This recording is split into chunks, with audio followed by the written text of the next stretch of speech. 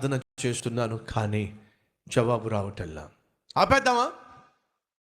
ప్రభువుకు మొరపెడుతున్నాను కానీ జవాబు రావట్లా. వదిలేద్దామా?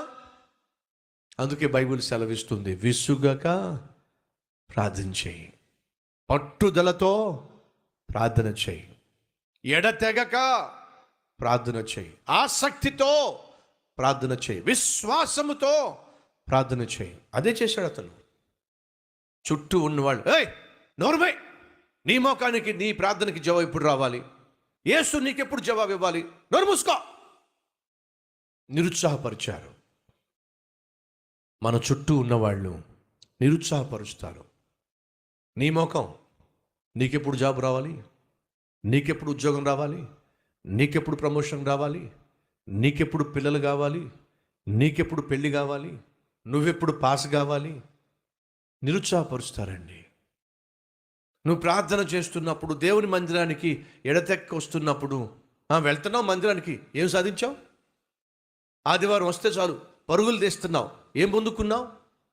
దేవుడు నీ ముఖానికి ఎప్పుడు జవాబు ఇవ్వాలి? ఇచ్చేవాడైతే ఎప్పుడో ఇచ్చేవాడు. ఎందుకు అనవసరంగా ఆ ప్రయాస, ఆ ప్రార్థన? నిరుత్సాహపరిచే వాళ్ళు ఉంటారు. అలా నిరుత్సాహపరిచే వాళ్ళల్లో ఆత్మీయులు కూడా ఉండొచ్చు.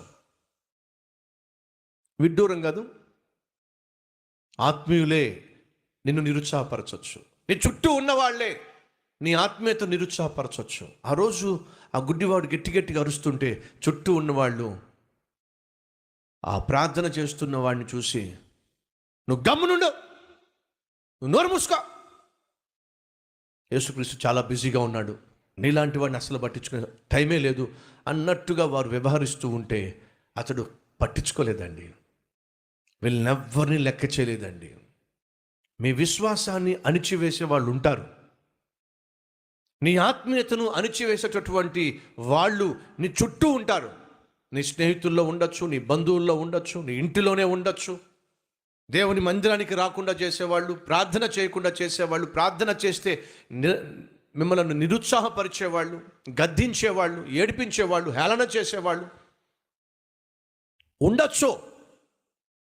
అలా అతన్ని ఆపేస్తూ ఉంటే అతను ఆపేశాడంటారా? దయచేసి గమనించండి. సైతాను ఎప్పుడు చేసేదేడో తెలుసా? నువ్వు వర్ధిల్లకుండా చేయాలి, నువ్వు ప్రార్థించకుండా చేయాలి, నువ్వు దేవునికి మొరపెట్టకుండా చేయాలి, దేవుని సన్నిధికి రాకుండా చేయాలి. దాని కొరకు వాడు శతవిధాలా ప్రయత్నం చేస్తాడు.